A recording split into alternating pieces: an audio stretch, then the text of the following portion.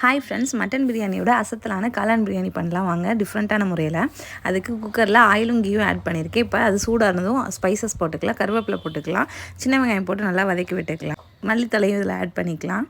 இப்போ இது கூட 2 டேபிள் ஸ்பூன் இஞ்சி பூண்டு விழுது சேர்த்துக்கிறேன். 2 தக்காளி கட் பண்ணி வச்சுருக்கேன், அதையும் ஆட் பண்ணி நல்லா வதக்கி விட்டுக்கலாம். நல்லா க்ளீன் பண்ணி கட் பண்ணி வச்ச காளான் இதில் ஆட் பண்ணிக்கலாம். இது கூட மஞ்சத்தூள், மல்லித்தூள், மிளகாய்த்தூள், கரம் மசாலா தூள் தேவையான அளவு போட்டுக்கலாம்.